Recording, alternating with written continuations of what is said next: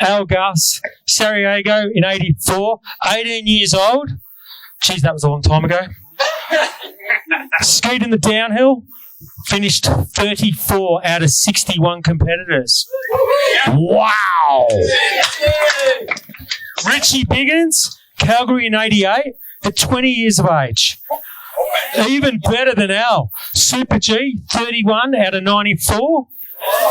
GS, 32 out of 117. I didn't even know that. But what happened in the slalom, mate? I don't know. Can't remember. I think Alberto Tombo won that day. Pete? Yeah, Alberto. Pete Forras, Calgary in 88 as well. 23. You were the old man here, mate. Downhill, didn't make it. You were quick until you didn't make it, right? Winning the first one. I'm going to ask Richie the first question. Richie, what was the greatest challenge that you faced getting to the Olympics? That's a pretty easy question. I was riding my motorbike. I just got my license and was off to the gym. And I was pretty excited. I was going to the Nautilus gym. Al, you would remember the Nautilus gym on St Kilda Road.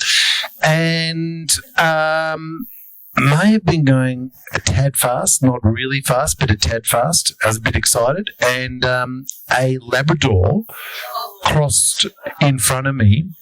It was my first motorbike trip into town because we lived in Beaconsfield back in the day. And I went over the handlebars and into a telegraph pole. So broke the back, smashed the hip, the shoulder, had half my stomach taken out, and still feeling them, still feeling it today. So that was a bit of that was when I was 17. So that was a bit of a drama because life had all but halted for many months. I think I spent the first month in hospital, everything was good, and I was getting out after 4 weeks, and I just didn't feel right. Didn't feel good at all, and couldn't put one foot in front of the other. I said, "Doc, I'm not feeling great," and so maybe we'll get another X-ray because it fully X-rayed me when I first went in, and lo and behold, with a bit of shock, Doc came back and said, "Oh, man, I hate to tell you, but you're L4 and L5, and we didn't pick this up, but your pelvis is in a couple of different places." And what had happened was that it didn't pick up straight away because back in that days, the technology wasn't that great, but I had so much bleeding that it supposedly couldn't pick up, the photos didn't pick up all the bone breakages. And the big thing was they had to repair a lot of, ruptured spleen and it was all the internal stuff that they were focusing on because I was in a pretty bad way. So that, cut a long story short, was the start of the biggest challenge getting to Olympics because then I had to stay in hospital. It was 3 months. I couldn't get out of bed. I had to lie flat on my back. And I lost pretty much everything, all the weight. I think I was 38 kilo and I couldn't walk out of hospital. I had to be accompanied by my parents just to get me out of the joint because I'd had enough after 3 months. It was not great, but in amazing care. Alfred, and then into Bethesda. Life wasn't so bad. When you thought things were going bad for you and you were then surrounded by motorcycle victims that had lost many limbs, I didn't feel like life was a drama for me, given the people that I was in good company with. And were amazing people, but, yeah, just kind of thankful rather than anything else. So that was the first drama of my life. I didn't have sort of many dramas up until that point, and then it was sort of over. Doctors, I had lots of girlfriend problems back in those days, but yeah. So that was the drama, and then being told you won't ski race again, you won't do this, you won't do that, and it was kind of over. for many months until someone said, "Oh, maybe it's not over." And you found yourself in the Olympics 18 months later. 18 months? Couple of years.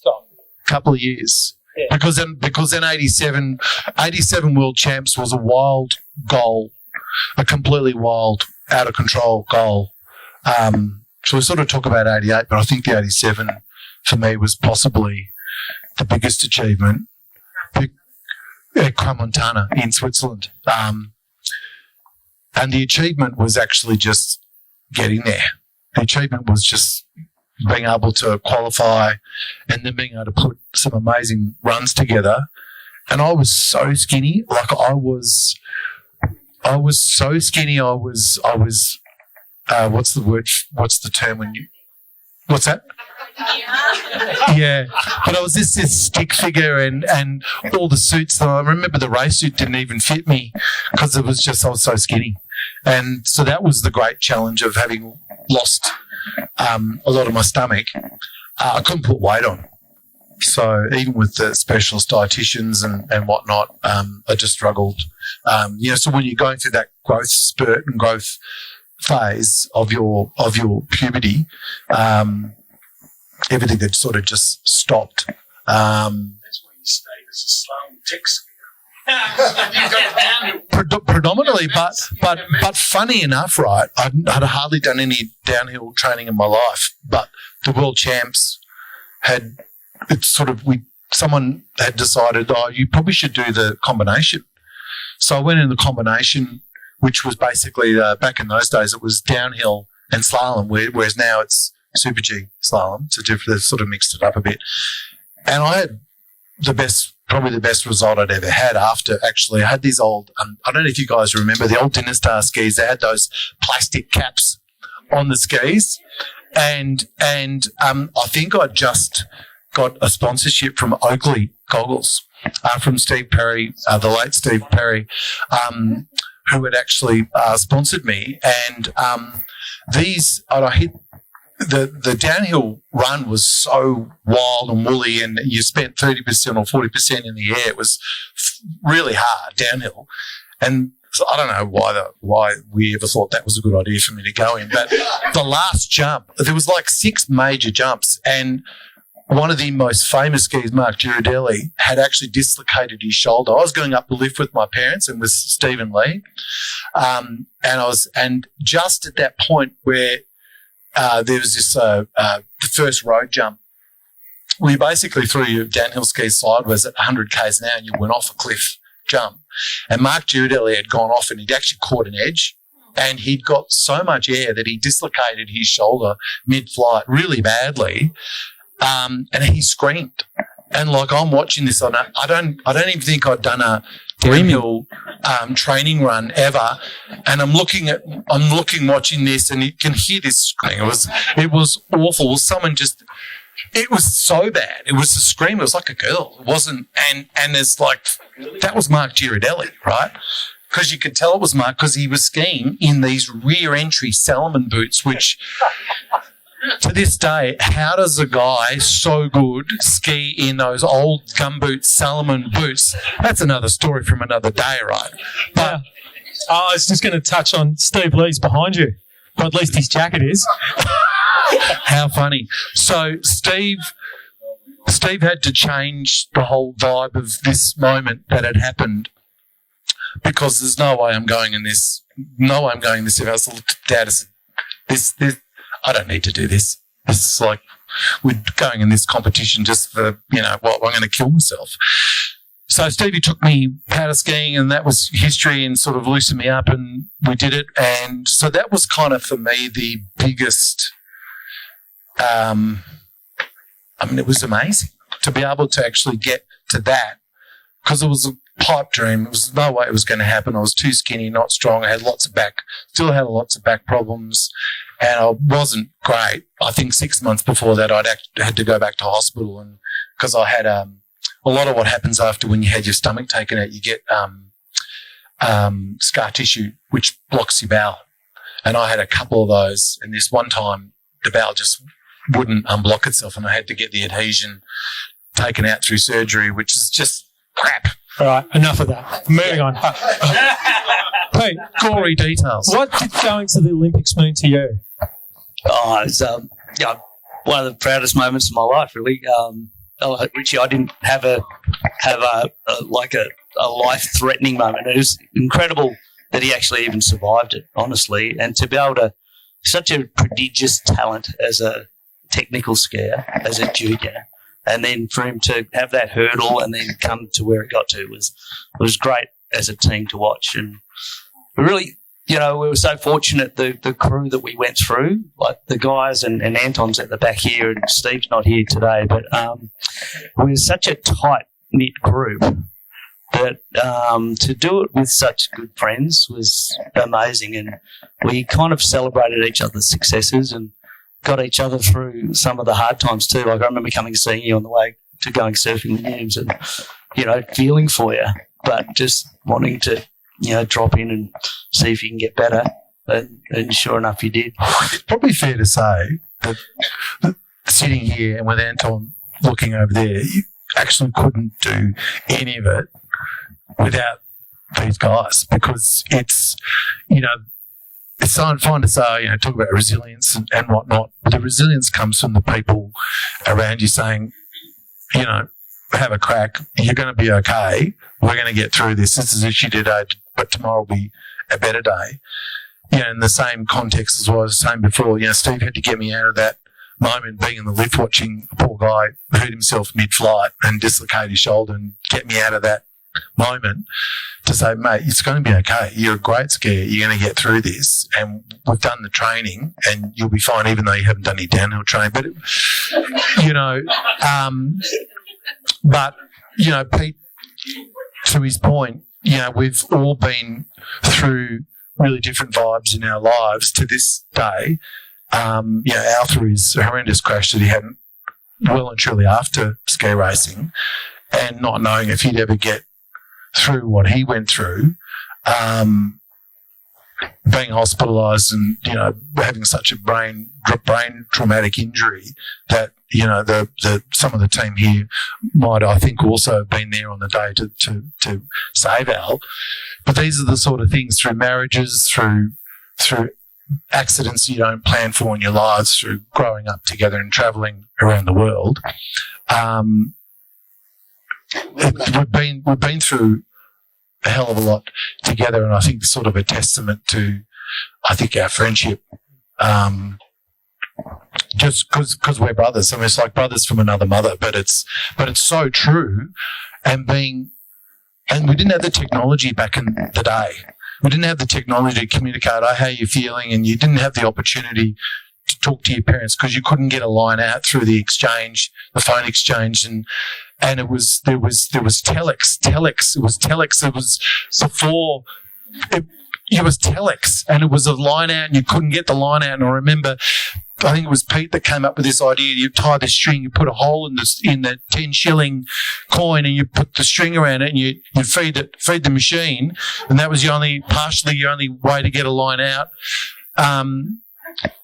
There's just these funny little stories that you could go on all night. So, Al, tell us about what you were feeling as you walked into the opening ceremony at Santiago. Yeah, thanks. I was talking to you, Stu. I was interesting. So day 0 is the opening ceremony in the Olympics, and it's about a 2-week festival, and I'm crying. I'm in a snowstorm. I've had a ski fall that day in the last training run. Day 1 is the blue ribbon event, the men's downhill, and I know willingly that I'm in the walking out ceremony because I could walk. If I was competing the next day, I wouldn't have done the opening ceremony. There's a lot of athletes that compete in the first and second day 1 and day 2, don't do the opening ceremonies to save themselves. It's not just the 1 hour, 2 hours of walking out in the ceremony. It's the whole journey of being bussed there and the setup, the pack up, get home, back into bed. So I'm out there crying because that last afternoon, the last training day, so there's usually 3 to 4 training days before the race, I've dislocated my shoulder, and so here I am waving, wearing my LSE, I think it was LSE one-piece outer suit. Looked pretty hot in it too. Yeah, the Conti of Florence big cap, and crying, absolutely tear-jerked. I couldn't lift this arm, waving at the crowds and things, TVs, and knowing that tomorrow, and it's a snowstorm going on, and anyway that night. Sarajevo, such a snowstorm that they couldn't compete the next day, day one of the Olympics, and they couldn't compete day two. Snowstorm stayed in, couldn't compete day three, and then they get to a point where they need to run through training runs again, and so it throws that whole back to the back end of the 2 weeks. At that time, the medical fraternity, the Australian Olympic Committee, has me into every best doctor in the world in the Olympic Village. And trying to get this shoulder, obviously it's been reinserted, and they're going, look, I know you've had three weeks of really great results that have earned you the Olympics. You're 18, and I hadn't qualified for the Olympics. I hadn't been nominated to be on the Olympics by the Australian Olympic Committee, or Australian Ski Federation had to nominate to the Australian Olympic Committee. Not nominated, but the 3 weeks before the week before was week before was Cortina d'Ampezzo, the World Cup there, top 30 result. The week before that was Wengen, top 30 World Cup result, and the week before that was Kitzbühel, top 30 World Cup result. And so our coach, and then there's two vans. So we lived in buttfuck nowhere in an Austrian little inbred we're Swiss then. It was worse. Yes, we were Swiss. Ilan's out of Coors, right? And so at that point I knew that two vans, head coach Jan Tischhauser here and Uli, the other coach, and I'm knowing that one van is going down to the Olympics after Cortina, and the other van is with me in it is heading back to our base in out of yeah. No, it wasn't our luck. It was a Lance. It was worse. And so and the and I've had another a great result. So always down. It was about 11 o'clock. It's Saturday primetime TV and Europe. And so late lunch in the hotel and 5-star hotels, sitting in the eating my Grassini biscuits off the table and going, "Where's the coach?" Saying to Steve. Steve goes, "I was down." He's in the lobby, on the phones that you're talking about with the the click click click, and not that I'm just don't know. I just think, come on, let's start lunch. Jan, come and tell me how well I just did again. Another good result, and Jan finally comes back and he says, I said, "Why are you on the phone? I want you to tell you I had another good result." He goes, "No, you did. You skied well." I said, "What have you been doing on the phone?" He goes, "I've just been battling the Australian Ski Federation, the Australian Olympic Committee, telling them that you have to get in the van tomorrow because 2 vans are heading south down to Yugoslavia, right? Down to the young man." So it was literally that point. And then you arrive in the Olympic Village and there's all your gear, right? Perfectly fits. Like they damn well knew that I was going. I'd suggest, but talk about keep you hanging. Yeah, treat them mean and keep them keen. But that's what you got to do to prove yourself, and that's as a young 18-year-old. That's a pretty nice little environment to make it. I mean, I obviously wasn't forecast till '88 for Calgary, but and then another incident happened in the last World Cup before Christmas in December '86 that didn't let me go to '88 Calgary downhill. So which was a knee. 3.5 ligaments in the left knee, so which has caused my total knee replacement, which is tomorrow in the skiing golf is my little return to sport. So Pete, we were talking about the great supporters that you enjoyed, and in fact, you're a great supporter these days of the Australian Olympic team, and hopefully all your gear fits as well as it did on Elle's occasion. But who are the people who made it possible for you? Who were the great supporters, the encouragers, the people who, counted all the people who said you weren't good enough? Wow. I guess it's first and foremost your family. I remember, for me, it was late. I came to the sport late. My cousin Susie's here. The other side of the family, Ernest, was a real driver of the kids to compete if you were allowed to or if you wanted to. Whereas my parents were very reserved for some reason, so I had to beg once I realised that's what I knew I wanted to do. And, we got... Really? No, it was tough. It was like, at 15, you come in there and anyway, you need your parents' support to be able to afford the race club, and then you got to qualify for the juniors, and, you actually got to somehow get the money to get to the national team. And then incredibly, you were well supported. In our era, we had a great era of coaching, and really it was the only sport. It was the only Olympic sport. Now you're competing against moguls and aerials and all the others, and snowboarding, of course. But Alpine was it, and so all the funding was there for us. Steve Lee attracted a lot of extra sponsors too because he was competing so well. We really got a great ride. I reckon we got incredible support. We were never paid like sort of are today, but all our expenses were paid. We had great coaches, and we were able to train here, New Zealand, and abroad. And it was just such a extreme gift. I felt so privileged to have that ride. And when we were able to give back a little bit with XTM, and I realised they didn't have sponsors for their accessories at the time. They didn't have Molinari. They were buying their own, which was crazy. It was a real honour to, one, be able to make product good enough for them to compete with, and then now do it for so long. I think we've done 6 Olympics, which is Can I make a statement and then ask a question? Do you mind if I jump in? No. So in our era, we had different brands of skis, and but we were all on Scott poles. Uvex, this blue helmet with fluoro pink goggles, and Molinari is the joke of the glove. So because it had steel plates inside there for when we hit slalom gates, and I think Uvex was the first to have an incentive program. So if you got top 15 in a World Cup, Europa Cup, World Cup, there was a payment structure, and so that's a statement. The question is, Pete now gives back to the athletes in the industry through the XTM Incentive Award, and so every year there's a third, second, first on the rock up.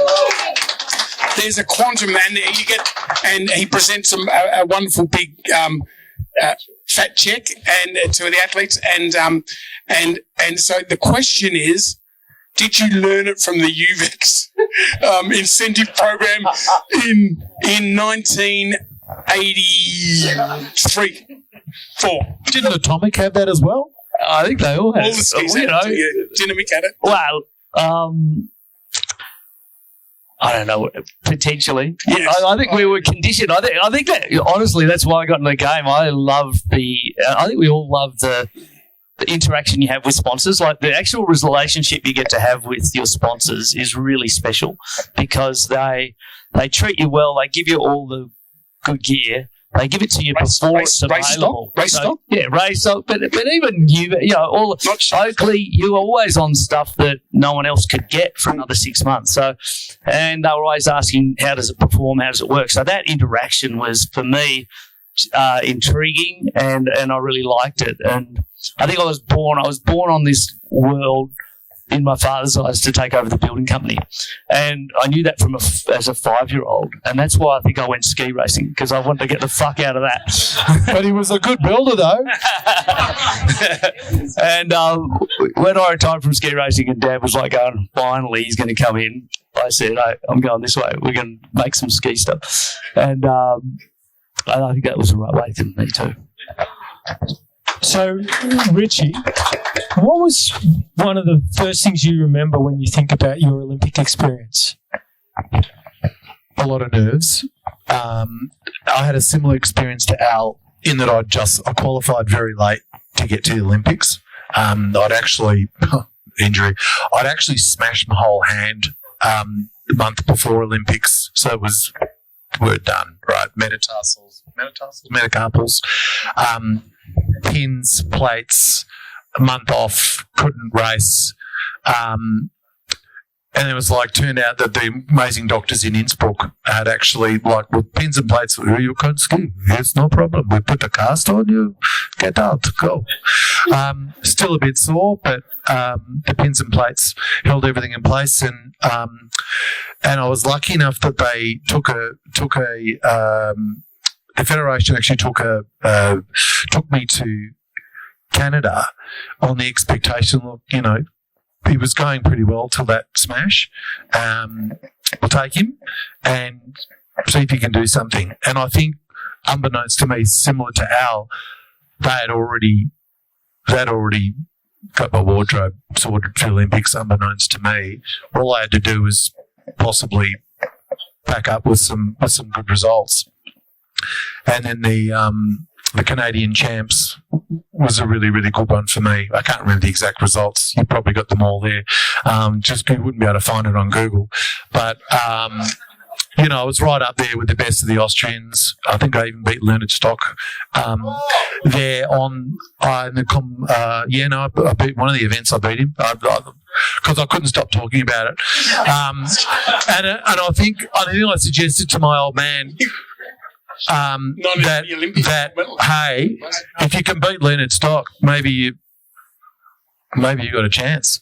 And then literally with that crazy funny joke of a thought, we got the news. So it was a pretty short drive down from Panorama at the Canadian champs and just so grateful, so excited, but still hurting, still in pain, not great, physically, but hey, we've got an opportunity here on the bigger stage. Are we getting into the kilt story yet? We can get to the kilt story. It reminds me of one thing, Rich. One thing. Steve and I were training with the Austrian ski team for a couple of years, and then so we'd come off Buller. We'd have maybe a training camp at Thredbo. We'd maybe have a training camp at Falls Creek, Hotham, around the mountains. But we'd come off having skied the whole of June, July, August, September, and we'd been on the glacier. We'd then be in the glacier in mid-September till the first downhill was Val d'Isère, was always early December, first downhill in Ladai. And so you're training with the Austrians that have come off their bikes, summer training, and they didn't go to Argentina, they didn't come to Australia, and you're beating them, and you're beating Franz Klammer, you're beating Leonard Stock, you're beating them all, right? And the coaches on the second year go, this is not good for my psyche, for my peer, best in the world. You can't train with us anymore, right? It was kind of funny. So we were removed, right? And then you're out. Get out. So you got the 7. No, Raus. Am I right? Yeah, Raus. Remember, was it Colonel Klink? Raus. So 76, 80 is Lake Placid is Leonard Stock, and then Peter and I are at the end of one season up in Sweden, Norway, and Leonard Stock keeps coming around to the pub, after doing a Europa Cup circuit up in Ore. I remember he goes, Skippies, you can't beat me anymore, right? And I'd say by then it's probably 86 or 87, right? So his perhaps from being an 88, he's on the downward slide, and we're on the upper slide. He didn't like us beating him. So good vibes though, amazing vibes. But the Olympics is the most nervy vibes of anything. Can't even quite explain it. It's just the enormity of the whole thing. But being really lucky to be in Canada, being in an amazing place. And the Canadian people were just so vibey. They're on hill. It's this crazy place. What was the name of we were in this Nikiska, and it was just like this man-made, purpose-built for the Olympics. And it was a bit of a way away. So, but Canadians just went there, and there was this like 15,000, 20,000 people on the hill on the day, and we're doing the. I'm not sure, Pete, if you were with us in the moment doing the inspection for the Super G, but we're there, and Steve Lee has managed to organise his physical trainer, Colin. What was Colin's last name? Colin the Scotsman. Colin was his physical trainer, sort of personal attaché, and driver, and he was a gopher. One of the few guys that, you know, when you're training on the glaciers, you know, he would actually pretend to be cleaning up the plates at the restaurant, but he'd just be getting people seconds. Eating their seconds. So he lived a little differently to us, possibly. But anyway, so we're inspecting and Colin's there, and Colin decides, because it's a big event, it's a big momentous occasion, he's going to pull the kilt out. So he's got the kilt on with a whole bunch of screaming Canadians. You know, the cameras are on and and someone yells out, "Mate, what's up your kilt, brother?" And we're halfway down the hill. It's pretty serious, you know. I'm feeling pretty stressed, and just overall, it's just because there was so much noise and just noise in my head, and just feeling super nervy. And Colin, I looked around. Colin's flashing after this. He's flashing, and the coach is there. Harold's there. It's like this, you know, whispers that this is not. You can't do that, man. You can't flash like that. And there's just like, as soon as he flashes, it's cameras are on him. It's NBC. It's whatever it is, whatever the host broadcaster is, and it's 15. Let's call it 5,000 people right in that moment going mental, and he isn't wearing any underpants. So that kind of, just that moment. Thank you, guys. I'm going to invite a couple of questions. No more nerves after that. Just changed my whole vibe.